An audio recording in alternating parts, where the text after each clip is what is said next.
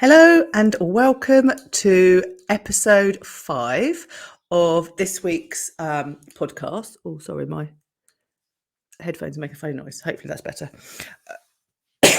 Oh, and now I'm going to cough. Oh dear. Okay, let's start that again, shall we? Welcome. Welcome to this week's episode 5. So, if you are joining me for the first time this week, I have been doing a podcast every day discussing the layers of wellness. And today's layer that we're going to discuss is movement. Um, if you are new to these podcasts, you will probably be wondering why movement is fifth on the list. But this is just obviously my thoughts, and I think as we get older, the layers of well, I call it wellness.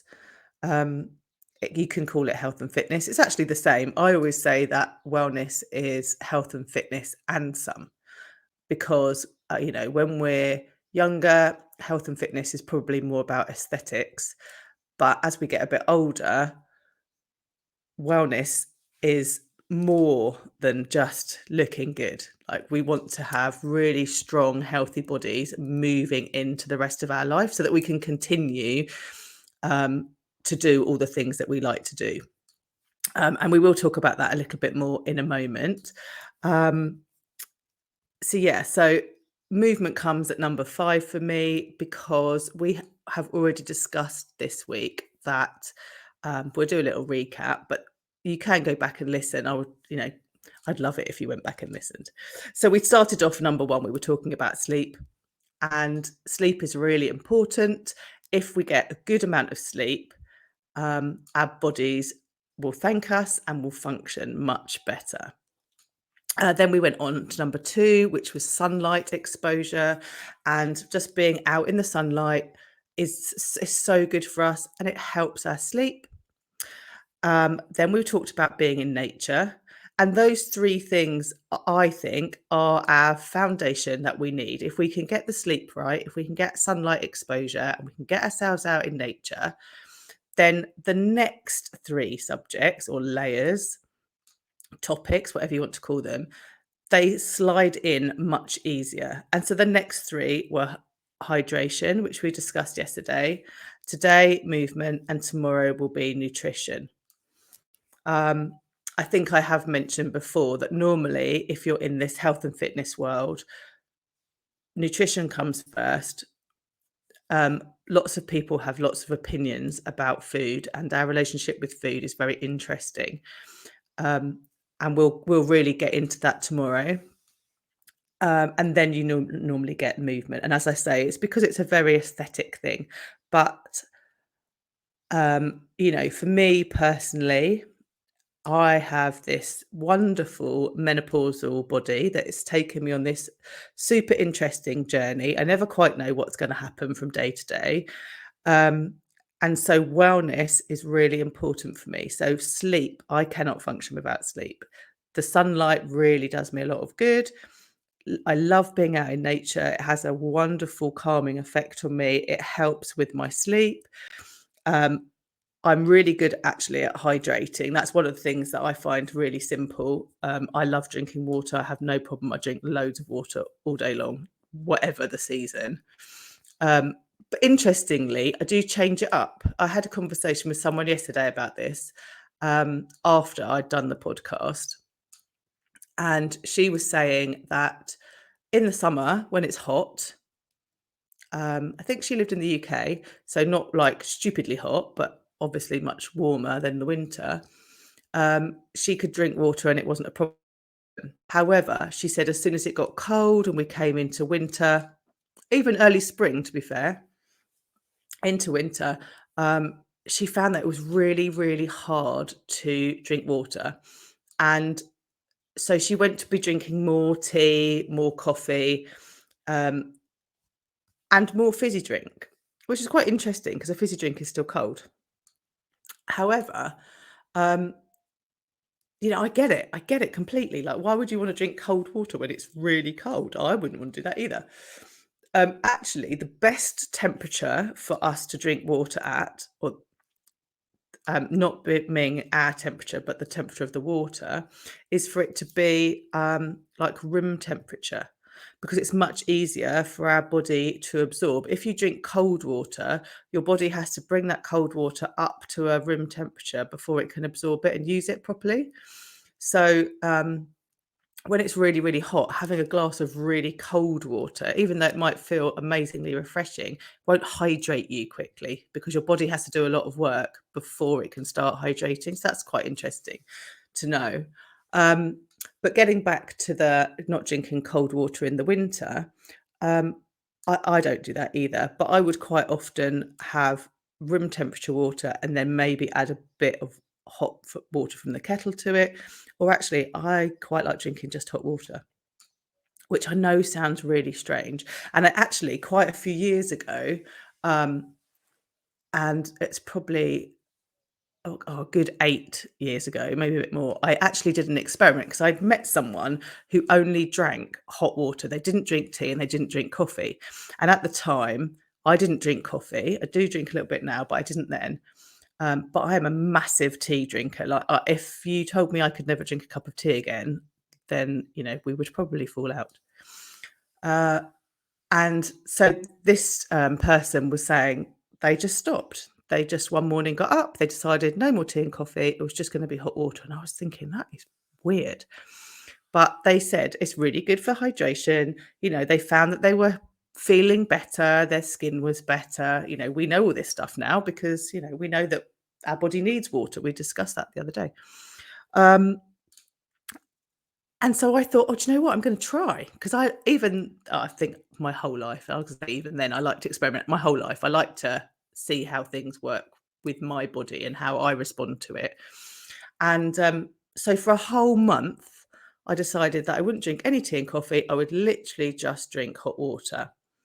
And do you know, probably I was gonna say by day 3, but I think it might have even been earlier than that. I had started to realise that I wasn't noticing that I hadn't put any coffee or tea in the water. It was just I can't really describe it. It's quite strange. I suppose if you drink really strong coffee or a very flavoured tea, um, maybe it would take a little bit longer for your taste buds to adjust. But quite honestly, when I was busy and I was working and having a hot water, I after the first day or so, I didn't really notice that it didn't have a tea bag in it. It was just I was just drinking it. So, yeah, if it's wintertime, hot water I would drink. Sometimes I put a slice of lemon in it, just to be a little bit exotic, but I don't really need it. I don't need it at all. So if you are someone that struggles with cold water, maybe that would be, worth a try. Maybe, half room temperature, half boiled water, or maybe just boil the kettle and a cup of hot water. Anyway, we did water yesterday with hydration. Today we are doing movement. So I thought about this I have given it a lot of thought. I've made a lot of notes on how I was going to talk to you about movement, and because it's so different for everybody and there's not a right way or a wrong way. I think I would encourage everybody, if they're wanting to um, start moving more. Maybe have never been a sporty person, but you're thinking now maybe you should be, or maybe you have been in the past, but it's stopped for whatever reason. Um, I would encourage everybody to go try everything, because then you find what you absolutely don't like. Like for me personally, I do not like running. I am not built for running. I was not supposed to run in this lifetime. I I have tried. I have tried many times. I've done lots of couch to 5Ks. I've never ever got to the end of the program. I've done park runs with my family. And if I watch someone running, they look like they're really enjoying it. It looks quite peaceful, almost almost like a meditation, their feet are going one foot in front of the other and their minds are clear. And that's what it looks like. I mean, that might not be their experience, but that's what it looks like to me from the outside. So this is what when I run, I'm trying to find that nice balance of movement and, you know, I don't know. It never happens. It doesn't happen. What actually happens to me is that the minute I start running, I just feel like I'm going to die. I can't breathe. My body hurts. I don't seem to be able to have coordination to put one foot in front of the other. I joke quite openly with my family and friends that I literally look like Phoebe, this kind of running. I don't think I actually look quite that bad. However, I've tried many times. I did park runs. I'm not the slowest. I wasn't the last. Did I ever enjoy it? No, not really. I enjoyed the community. I enjoyed doing it with my family. I enjoyed it when I got to the end and I could stop running. But actually, the process of running, no, not for me. But if I hadn't tried, I wouldn't know, would I? And that's what I would encourage people to do. Like some people like rebounding, some people like skipping. There are people out there that hula hoop. It doesn't have to be a norm, does it? You get to decide. You make the rules, and also it evolves. So what you might have liked doing 10 years ago, maybe now it's not so much fun, and maybe what we're doing now we'll want to change in another 10 years. So it's very, very personal. What I would say is that the more you move, the better it is for you. And that's not just your planned workout or however many planned workouts you like to do. That's also what they call your NEAT. So that's any movement that you make when you're not working out. So your normal day to day. So when you see things like they say, if you're going to park far away and walk a bit more, or get off the bus one step earlier, or take the stairs rather than the lift. That's your NEAT. And I should have written it down, and I can't remember what the NEAT stands for. But basically, it's your movement when you're not doing a planned workout. So they do different jobs. The exercising, the movement that you're doing that's not the planned workout, like getting your 10,000 steps in, or whatever you're doing, gardening, cleaning, or just all general everyday movement. Like that's really good. That just helps your body function. And then you've got your actual planned workouts, and that's different because that is more designed for whatever it is that your goal is that you want to achieve. So that's what I mean by, health and fitness is very aesthetic, because a lot of people, when they're younger, they work out to look a certain way.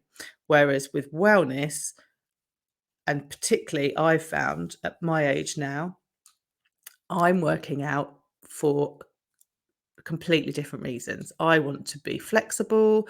I want to have strong bones, strong muscles. I don't want to be really muscly, but it takes a lot to get really muscly. You have those people that you see out there that are super, super muscled.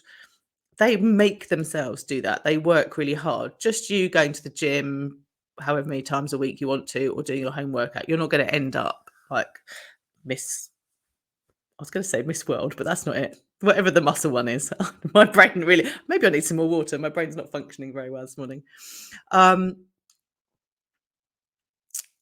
yeah, so I want to be strong. I want to be able to function. I want to be able to get to 80, 90, 100 years old and still be able to carry my shopping, walk up the stairs, get in and out of a chair, get on and off the loo. All of those things, they're really important for life. I want to be able to run after my grandchildren and pick them up and play at the park. If I am not healthy and strong, I can't do that. And so that's the difference, I think, from health and fitness and wellness, and that's why I always say wellness is health and fitness, but it's more, it's extra. We've got extra layers. We're not just going to the gym to have, you know, really thin waist or I don't know, abs that we can see or whatever. So there's nothing wrong with that. Like if that's your thing, like you know, keep going. If there's not bad movement, is there?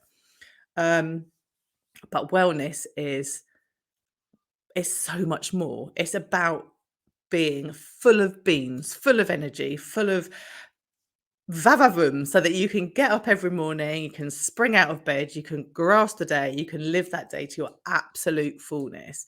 And I just think that's so important. And, you know, I feel amazing and I want everybody to feel amazing. And by layering 6 things, oh, we can feel amazing. And we don't even have to be perfect. We just have to try. Like, how good can it get? It's so exciting. So, each time I've done one of these podcasts, I've Googled the benefits of whatever the subject was I was talking about. So I've done that for movement as well because I like to see what came up. Um, you're if you've been listening all week, you're going to laugh because guess what was the first thing that came up? It was help manage your weight.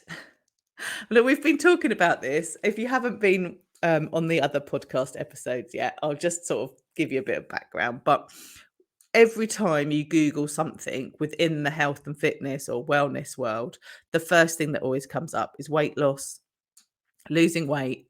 You know, that's the first thing.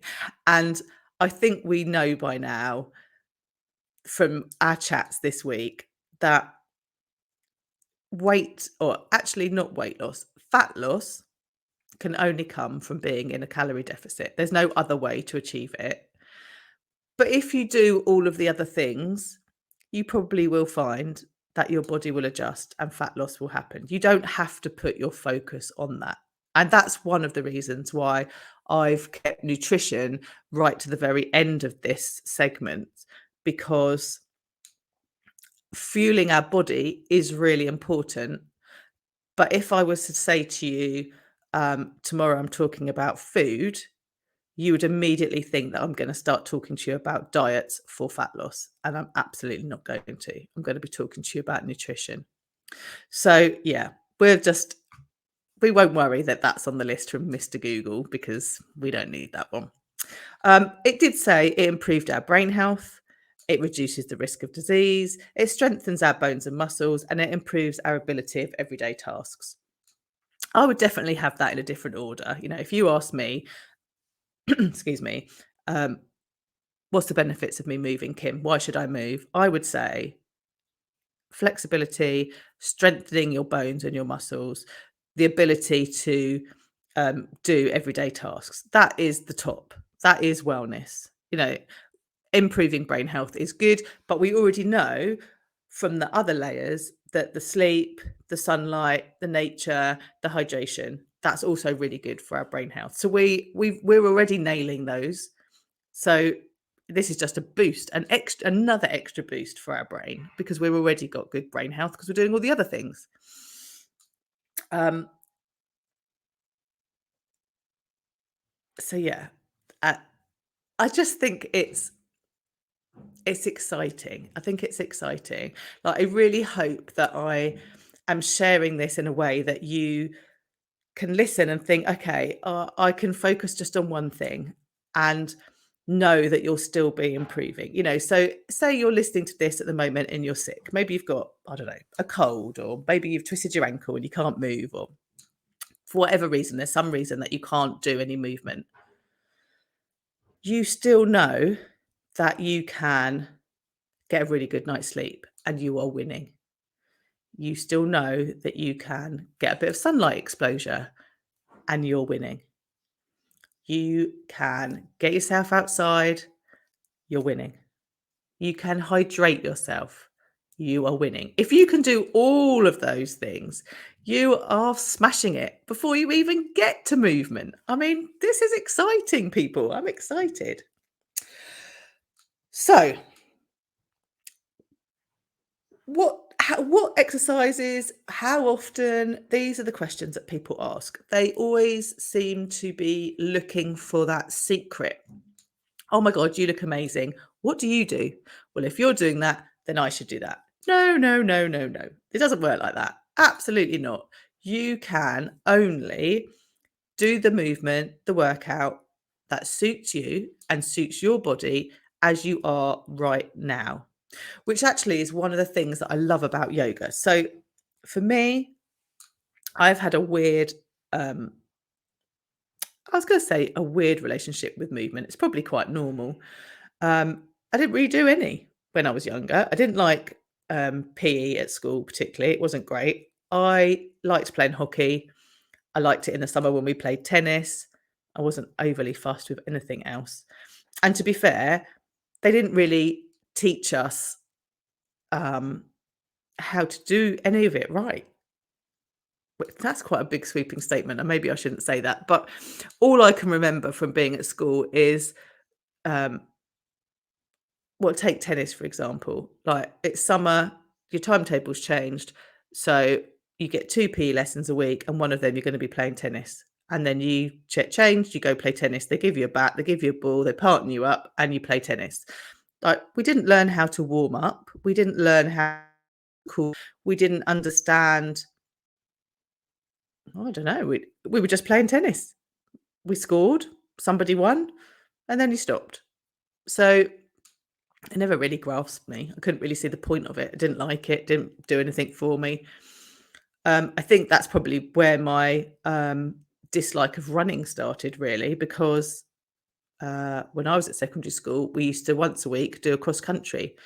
And again, we didn't warm up. We didn't, like in if you do couch to 5K, it starts you slowly. You do a little bit of walking, running, and you kind of build it up. But from the very first day that I was at secondary school, when it was the PE lesson that was cross country, it was get changed, run. Well, I couldn't. I didn't know how to. I didn't like it. My body was like, "No, what are you doing?" Um, so yeah, that wasn't great. And then I was busy. I was a mum. I was working. Whatever. I kind of, you know, occasionally a DVD would come out with a celebrity that had done it, and I'd be like, "Oh, that's fun. I'll do that." So I'd buy it and do it twice, and then it just go in the cupboard, like we've all done.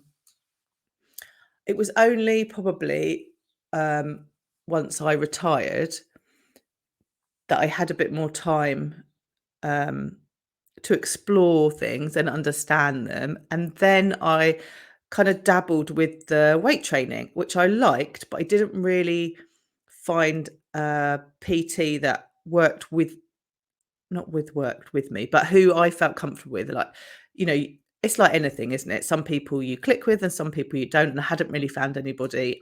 And so um it never sort of stuck. It was something that I dipped in and out of.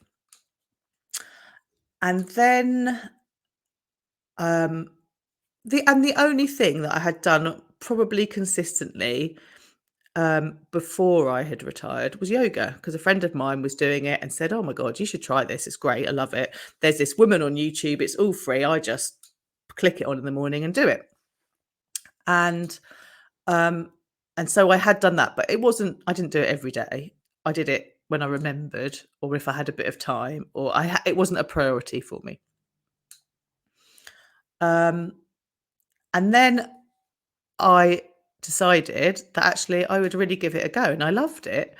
And so I qualified as a yoga teacher, and now I teach. And it's so good for mindset. And a lot of things that we read about mindset say you have to have the right mindset first, and then you can do these working out. And I do agree, there is a certain amount of truth in that. But also, movement really helps with our mindset, because we start to learn that actually our bodies can do much more than our brains are telling us. So when you think, "Oh, I've done a round, I can't do any more, that's it." Actually, you can probably do 2 or 3 more rounds. It's just that your subconscious is saying, "Oh, this is a little bit hard, I'm not sure, we don't normally do this," and so it's trying to keep you safe. So you learn to kind of override that a little bit and push yourself a little bit more. And then you're like, "Oh, actually, I can do it. It's not that bad." So it's very good for mindset. But yoga also teaches us that every time we practice, it's completely different, and it should be. And that my practice will be different from yours, and that's absolutely right, and it should be. Some days I will get up and I will be able to balance on one foot for a good 10 minutes, no problem. Other days, I won't be able to do 10 seconds. It's fine. That's what it's supposed to be. So every time you get on your mat to practice, it's like you've never done it before. It's completely fresh. And I think that's really good because it really takes the pressure off us. And then you can use that when you move forward into. So I like weight training. I've got a really good PT. She's like her, I love her workouts. Um, and I know that every time I show up, I'm like, right, let's see what today brings. It doesn't matter what I did yesterday or last week or last month. This is about today. Like, it's good to have a record of like the weight that you're lifting or how many reps you've done because it's data and data is always good. But we are always going to have days where some days we're stronger than others. That's just normal. That's just how it is. And that's a really good thing to understand and to grasp because you can't have a bad workout. The only workout that's bad is the one that you don't do. Every time you show up for yourself, even if you only do 5 minutes and then you stop for whatever reason, you've still done your workout, you're still winning, you're still on it. And that is amazing. That's amazing. I think that's such a good understanding. Like, once you've got that, that's brilliant. And so for how much exercise do you do? Again, that's completely and up to you. So for me personally, at the moment, I work out Monday to Friday, and then I have Saturday and Sunday as rest days. For a long time, I tried to work out for 6 days and only have one rest day because I could see other people doing it. And I was like, well, if they're all doing it, that's what I should be doing. But that's not right because I have to do what's right for me. So Monday to Friday, Saturday and Sunday is rest days. That is a really good, and I can be consistent. I can do it. I can keep doing it. If you're starting off, maybe you choose to do 2 days a week or 3 days a week, like giving yourself, say, like Monday, Wednesday, Friday, and you give yourself days in between to recover because the recovery is so important. I probably should have put another layer in. I probably should have put rest. Maybe I'll do a podcast about that. I'll write some notes, and that's actually a really good idea. Because rest and recovery is super important. It's just as important as the movement. If you work out every single day for hours and hours and hours and don't allow your body to recover and rest, you will be prone to injury and illness because your body won't be able to cope. So yeah, rest should be, I guess we did talk sleep, but rest should be um another layer. So that's 7 layers we're going to have now, isn't it? See what I mean? Like health and fitness and some. That's wellness. Um, so yeah, and then on top of my yoga and my weight training, I walk. So we have dogs, so we walk the dogs. I like walking. Um, I'm very fortunate. We have a swimming pool, and so I swim, and I love doing that. And in the summer, when it's really hot here and it's a bit too hot to be having a long walk, swimming kind of takes over, and I would swim more than walk. Um, the next thing that I want to get into is rebounding. So when the children were younger, we had a trampoline, and I can't say that I was amazing. I think I did manage to do somersaults on it, um, but I loved it. I love that, and I don't think I want a trampoline now as a older. I was going to say an old lady. I'm not an old lady. At the age I am, I don't want a trampoline. But I think I'd like a rebounder. And that's really good for you. The rebounding is really good for draining your lymphatic system and flushing out the toxins. Now, I know I'm already flushing out my toxins because I'm sleeping well, I'm getting my sunlight, I'm out in nature, I'm hydrated. You're getting me? I'm already winning, winning, winning. But that would help as well. So that's all good. Um, And the last note that I wrote was that all of this good stuff, all of the movement, everything that we do, whatever you choose to do, it helps with our balance and our coordination. And that then helps us in our everyday lives. And that's it. That's it in a nutshell. For me, That's what wellness is all about. You know, when you get to that, and I don't even know what that age is, but at some point you sit down and this noise comes out of your mouth. And then when you go to get up, you push your hands down and this noise comes out of your mouth. And all of a sudden you're like, why have I started making that noise? When did that happen? And do you know what? I don't do that anymore. I don't push my hands down to get up, and no noise escapes my mouth going down or coming back up off the chair because my body is strong. My bones are strong. I'm pretty flexible and I can do everyday tasks. And and that's another reason to celebrate, I think. Okay, so I'm going to wrap it up for today because I feel like I've been talking to you for ages, but it's been a really good chat. I've really enjoyed it. Um, I hope you're seeing that all of these layers are really interlinked and you really cannot do it wrong. So thank you for listening. If you want to come over and see what I'm doing, I'm over at Instagram at Kim's Wellness Space. We have one more podcast tomorrow in this little season.